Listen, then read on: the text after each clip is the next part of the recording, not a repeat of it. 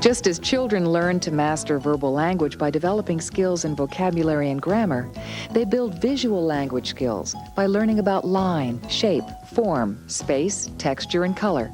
As children develop these skills, it's important to reinforce that drawing is a way to communicate with others.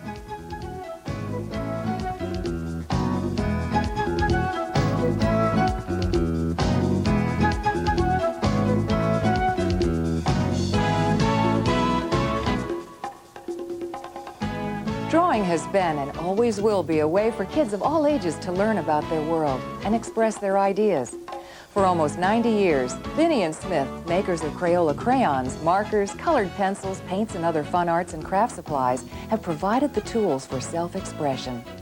Welcome back to the drawing board, the place where we meet to draw and have fun. Today we'll be drawing sneakers. So grab your own sneakers, some markers and paper, and join in.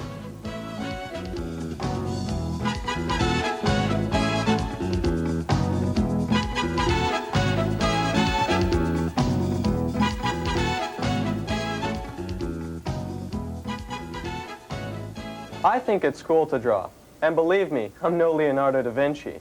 But drawing helps me show people what I'm thinking and feeling. See? I asked some of my friends why they like to draw, and this is what they had to say. I like to draw because it's putting my thoughts down on paper. I like to be creative and let my imagination go wild. I like to draw because it's a way to get my feelings down on paper without anybody knowing exactly what I'm saying. I think it's really fun, and I like putting my details down. I like to draw because I can put my thoughts on paper and let my imagination go wild. And when it turns out good, it kind of makes me feel good too. Let's see how Adam draws his sneakers. Hi, Adam. Hi, Sharon. Well, I start my drawings by using one of the 6 basic elements of design, and today we're focusing on line. All right, Adam, show us how it's done. And everyone else look at your own sneakers and draw along.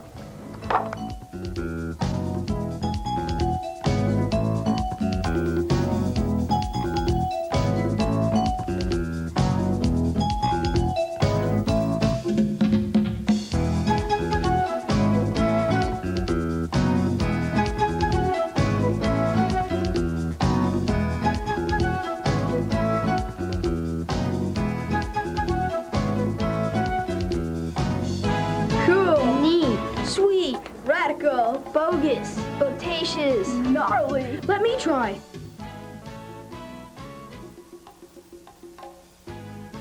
Adam's eyes have learned to see the sneaker's edge, and his hand just follows what his eyes see. He squints to help him see the sneaker's edge. Try it and see if it works. The key here is that he takes his time, glancing back and forth from the sneaker to his drawing.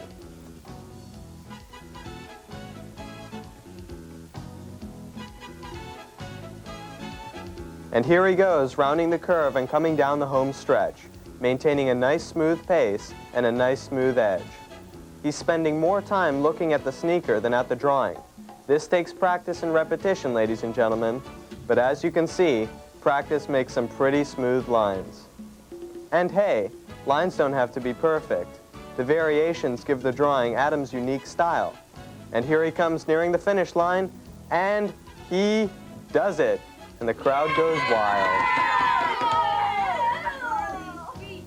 And what's this? Wow, what an imagination. That's really cool, Adam. Let's see what some of the other kids have come up with. You see, everyone's different. Notice the different kinds of lines in our drawings. Wavy thin lines. Wide and bold lines make this sneaker look powerful. You see, there's no right way or wrong way to draw. Everyone has their own point of view and imagination, and they're all great. When you're practicing, try drawing the sneaker upside down and from other points of view. This will force you to concentrate on the edges. Then imagine what they could become. I wonder what the sneakers of the future will look like. Well, keep on drawing, because the more you draw, the more you learn. Art brings a child's vision of the world to life in brilliant, colorful ways, and we can all learn something from what children communicate through their drawings.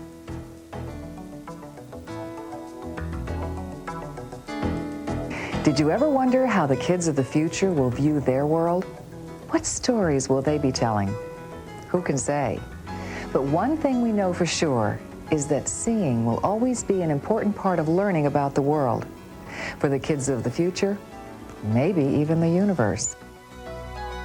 Let's head back to the drawing board where Taryn and the gang are finding out firsthand about the importance of seeing the big picture. Hi, we're glad you could make it back to the drawing board. I'm Taryn, your excellent host, here to show you, with some of my friends, how things are shaping up. This time, we're going to be drawing fruits and veggies, like these.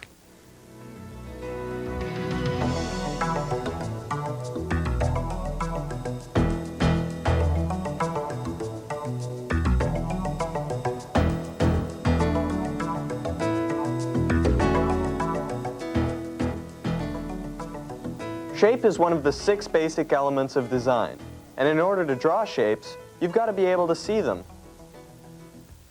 There's no right way or wrong way to see things. Everybody's different. Some kids see with an eye for detail, like Isis, while others see clean, simple outlines. Tyler sees things with an expressive eye, while Anthony sees with an imaginative eye. And Christine, well, she sees with a crazy, totally radical eye. As you can see, everyone is training their eyes to see basic shapes in their fruits and veggies. Some kids squint to see the objects, and others pick them up and feel the shapes. Tyler, what are some of the basic shapes you see? Well, Taryn, in a cucumber, I see a rectangle.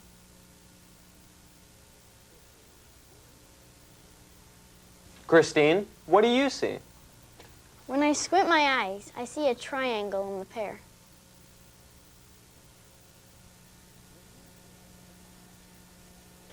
What do you see, Anthony? All I can see is stars. Isis, you're pretty busy over here. What are you seeing? Well, Taryn, it's not easy to describe the shape I see because there are several shapes in this pineapple. There's a large oval at the bottom, a triangle on the top, and lots of spiky pointed shapes sticking out. So then this pineapple is a challenge for you? Nah, it's easy to draw now that I can see the shapes. Well then, why don't you show us how it's done? Come on, everybody, let's watch the pro. Let's go see how Isis is doing. Oh, cool. That's really good.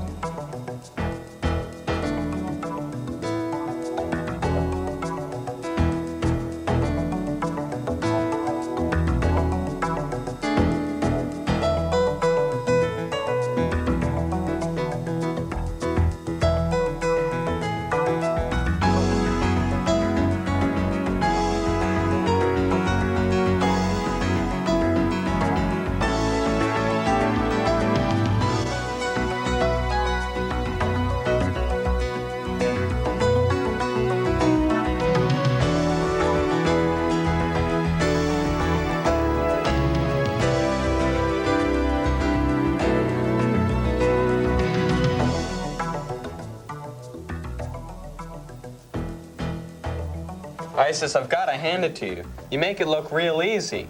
But let's slow it down just a tad so everybody else can learn. No problem. I've noticed that you keep squinting. What does that help you do? I know that this may look kind of funny, but the reason why I squint is because it helps me to separate the main shape of the pineapple from the background. Then I look for the basic shapes that I talked about earlier. I sketch them to position my object on the paper. Then I focus on the outside edge of the pineapple and start to draw those edges. Notice how Isis takes her time, looking back and forth from the pineapple to her drawing. Once the outside edge is drawn, Isis begins to add the inside details. And the race is on, and here she goes, completing the spiky shapes at the top and adding eyes, nose, and a mouth. What's this all about? It's called imagination, Taryn. Now let's see what some of the other kids have come up with. I started my drawing by drawing a pear, and I turned him into a totally radical dancing dude. In my drawing, I used a pear, and I made it into a make-believe cartoon character, and it is called the Pear Dude. Believe it or not, hundreds of years ago, some pretty famous dudes were also drawing fruits and veggies, and the results turned out pretty cool. What you're about to see are some famous works of art, and some soon-to-be famous stuff from the kids. See if you can tell the difference.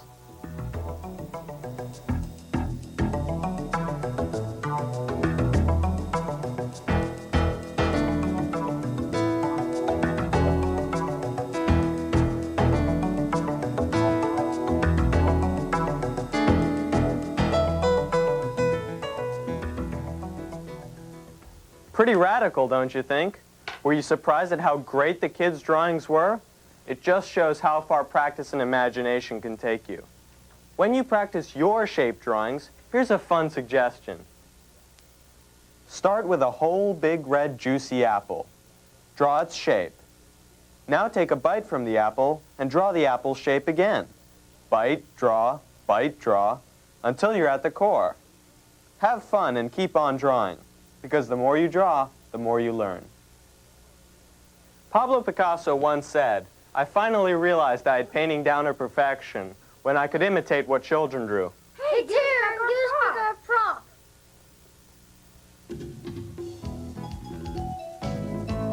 Welcome back to the drawing board. As you can see, the kids are getting ready to draw to learn about three-dimensional objects.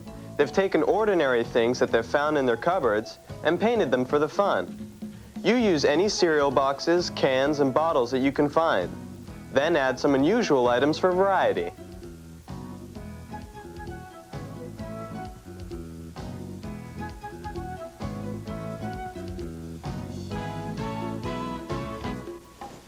Learning to see and draw three-dimensional objects helps give a realistic look to your pictures. Tyler's been working on his three-dimensional drawings and is here to offer some excellent advice. Oh, hey, Tyler. What are you doing up there? Hi, Taryn. I'm trying to get a different view on these objects, and it helps to look at them from different angles. What are you doing now? I'm adjusting the way the light hits the object so I can see where to add the shading. Wow, that's a great way to see that the object is three-dimensional. You know, a lot of people think it's hard to draw three-dimensional objects, and I can see why. You see, it's all an illusion, but pretty easy once you get the hang of it. To begin with, form is one of the 6 basic elements of design, and the focus of our fun today. Just like when we were looking for shapes, we saw things like a triangle in the pear. Now we are looking for three-dimensional forms like the pyramid in the pear. Let's see how the gang is coming along with their form drawings. I set up the boxes to make us, and then I saw a city scene, and I drew the boxes and I put windows on them to make it look like buildings. Well, we just took like the 2 soda cans, we put them together to make a chimney, and then we took 2 boxes and we put like this little sort of triangle thing on it to make a roof, and it sort of makes it look like a barn with a chimney. And we took a lid of something, like you would usually put it on like this, but we put it backwards and we made it into a little duck pond. Well, what do you think? Pretty cool, huh? Wow, Tyler, that's great. Learning to draw angles and shading helps make objects in your pictures look three-dimensional. Why don't you show everyone how you used angle lines and shading to turn that ordinary milk carton into that totally rad van? All right. Thanks, Ruth. No problem. I'll start at the very beginning.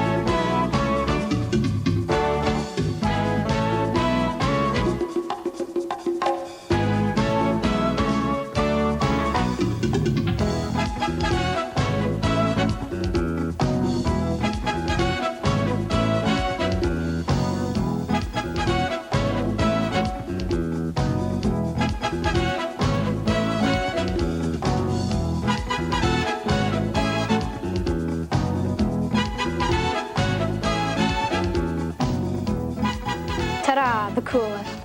Rather than have you draw your picture all over again, why don't we watch an instant replay so we can show how excellently you came up with that outrageous van? All right. Well, the first thing that I did was to set up the angle of the milk carton so that I could see 3 sides. I set up my own lighting so that I could see exactly the way the light hit it. After everything is set up the way I like it, I draw the different sides of the carton. The angle of the lines I use makes it look like the carton is coming out at you. Then I add the detail lines. And Taryn, you can take it away from here. Now here's where his drawing gets real, man, and it's made in the shade. Tyler adds shading to the sides of the box, lighter here, darker there, until it has the dimension that he sees and that he likes. And this is my favorite part. I flipped the drawing onto its side and decided to turn it into a van by adding wheels and fancy detailing. It was neat the way the shadow effects made it look like it was on the road. These swirls back here make it look like it's going fast. Quite an imagination, wouldn't you say? This drawing thing can get pretty wild. I wonder what'll happen next time when we draw to learn about objects in space. Whoa! There's no denying that people see things in different ways. It's all a part of being the unique individual that you are. And it's these differences that are important to value and to learn from. In this picture, you might see a group of white lizards, and your friend might see a group of black lizards, and you're both right. It's the relationship between positive and negative spaces that play games with your eyes. And speaking about playing games in spaces, grab some of your favorite sports gear and get ready to draw to learn about objects in space with Taryn and the kids. As you can see, things are getting pretty spacey around here. But as usual, there's a method to our madness. Here, follow me. By using these frames, we're able to see the relationship between the objects we're going to draw and how they fit on the paper. It's kind of like framing a shot through the viewfinder of a camera. As you can see, we're drawing our favorite sporting gear. So grab some of your favorite stuff and get ready to draw to learn about space.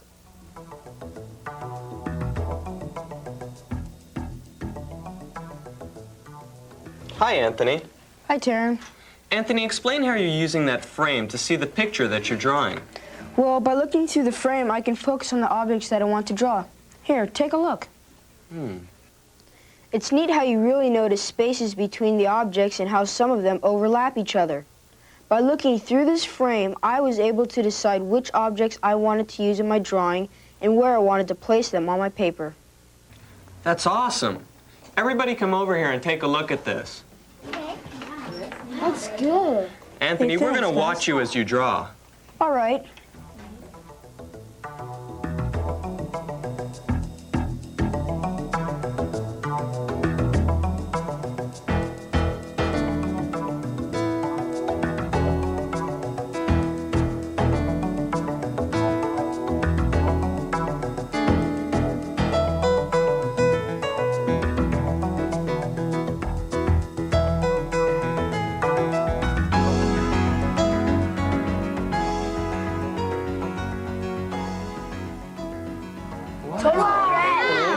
Nice job.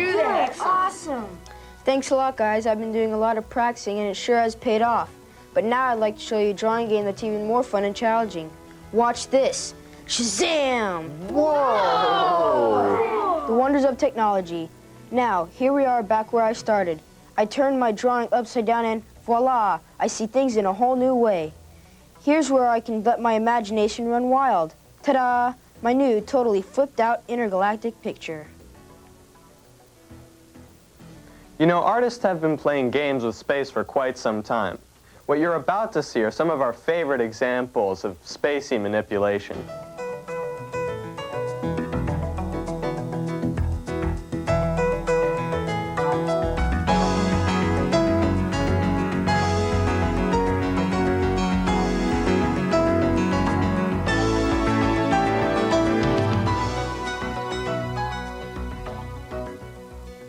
Pretty cool, huh?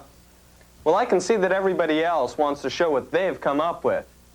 Hey, Billy, what's going on over there? Well, I'm no usher yet, but maybe someday. For right now, I'm training my eyes to draw. I've discovered that if I draw the baseball large and overlap in the glove, it looks like it's ready to be caught. But if I draw the glove large, like this, with a small ball up in the corner, it looks like it could be a grand slam. Okay, who's the next one up to bat? I prefer a tennis ball and racket. I first trained my eyes to see the ball, and then I drew it. Then I trained my eyes to see the ball when I wanted to hit it. And this is what I came up with. Good job, Kristen. Here's some other drawings from today.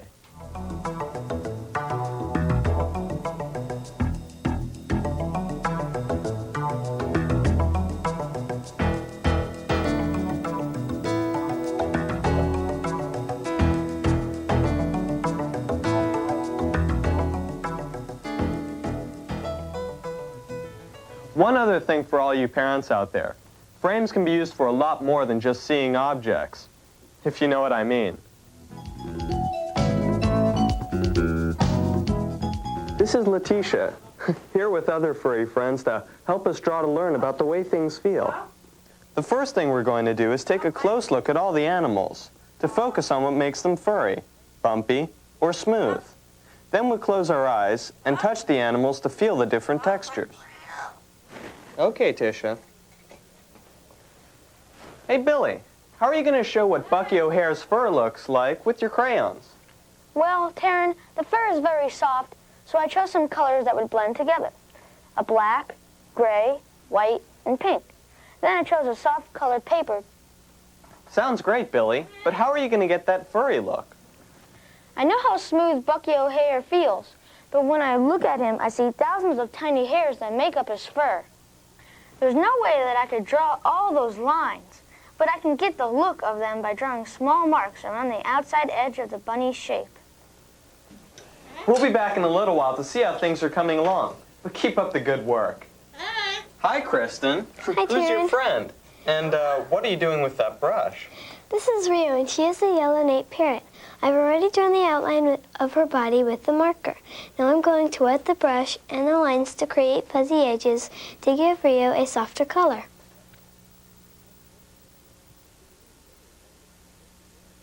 That's great, Kristen. Between you and Billy, we're able to see different ways to express how the animals look and feel. Hey, Tyler, what are you doing? Is that paper? No, when I decided to draw Leaping Lizard, I wanted to use something that already had a bumpy texture, so naturally I chose sandpaper. Here, try it out.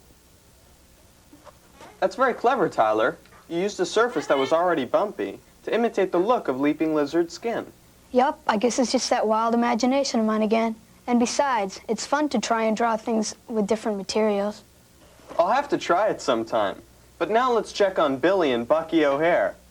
Are you ready, Billy? Sure, come on over.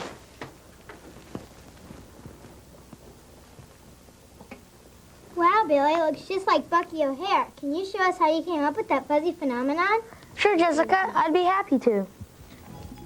First, I sketched the outside edge of the bunny's shape with a medium gray color.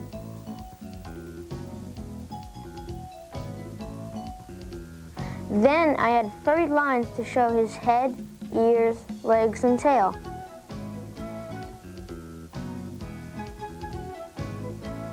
Here's where the soft fuzzies come in. I used different colored marks to imitate the look of the fur.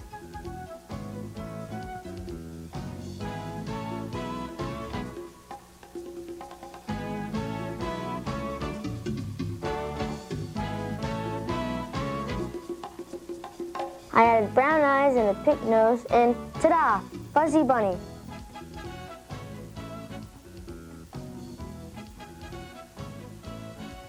What's up, Jessica? Why doesn't everybody show us how they've drawn texture to imitate their animals' feel?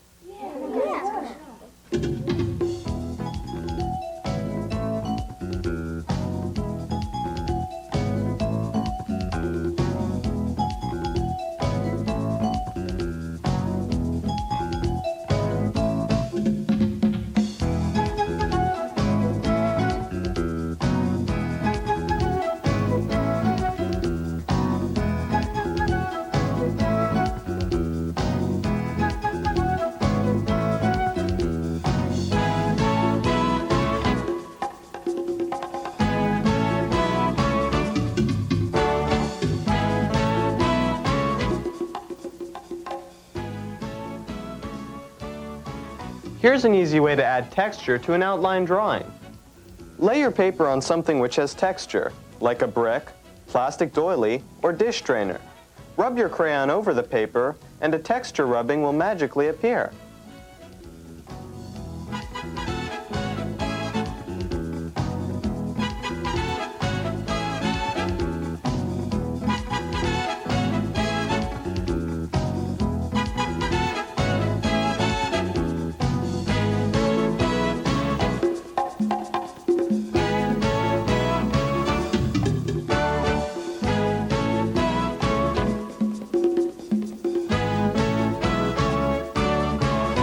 You know, fingers are the original high-touch tools.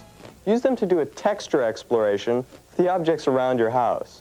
As you touch the objects, think how you would draw how they feel. And be nice to our furry friends. Welcome back to the drawing board. No need to adjust your TV sets. We're experimenting with how colors change the way we feel. Right now, things are looking pretty hot and exciting. But the mood changes to cool, quiet, and a little shadowy when we switch to blue. Hey, Taryn, let's cheer things up again with some sunny yellow. Okay.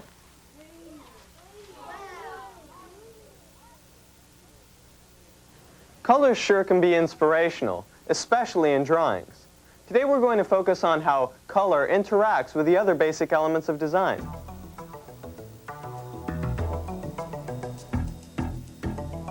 To begin with, we'll get back to the basics. Jessica and Kristen are using the three basic or primary colors, red, yellow, and blue, to mix other colors. Taryn, we've discovered a fun way to mix colors that we're using to create a crazy mixed-up dragon. First, we place a few drops of yellow and red paint in the center of the sheet of paper.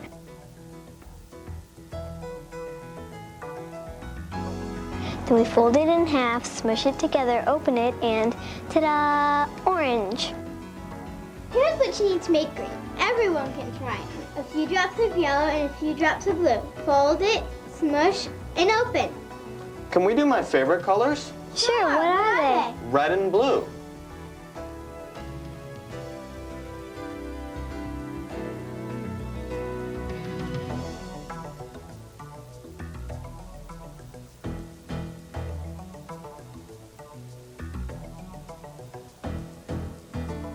Voila! Purple! Wow, girls, it looks like you've got the beginnings of a totally dynamic dragon. We'll be back later to see how things are shaping up. But right now, let's take a look at what Christine is up to. Hi, Christine. Hi, Taryn. What are you up to? I'm having a blast over here with color and creatures. Why don't you explain what you're doing so the other kids can learn too? Okay. First, I drew an outline of an imaginary creature. I colored him in with glowing reds and oranges and added lots of pointy, scaly texture.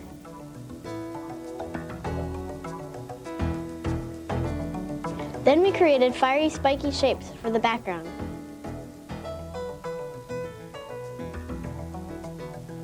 Pretty fierce, wouldn't you say? Let's go back to the original outline drawing and see if the creature has a different personality. Okay. This time, I used browns and tans and white blended together to create a soft texture for his silky fur.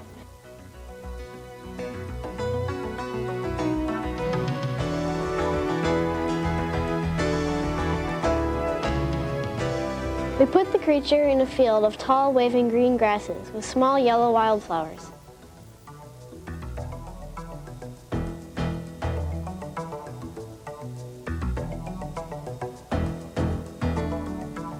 Now he's a gentle earthling.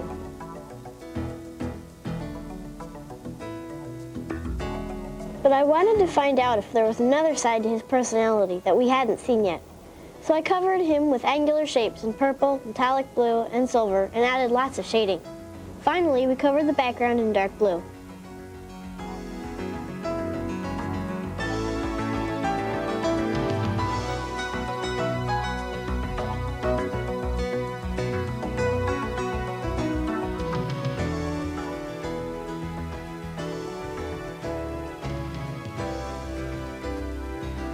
And he could be a creature from another planet.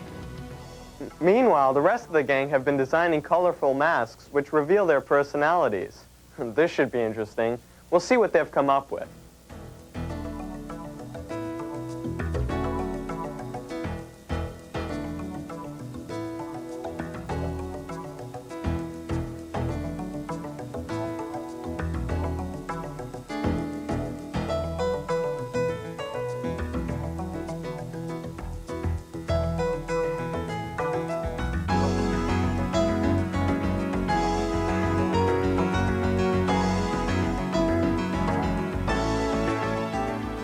We hope you've had as much fun today as we have. Well, that's all the time we have today, so keep on drawing, because the more you draw, the more you learn.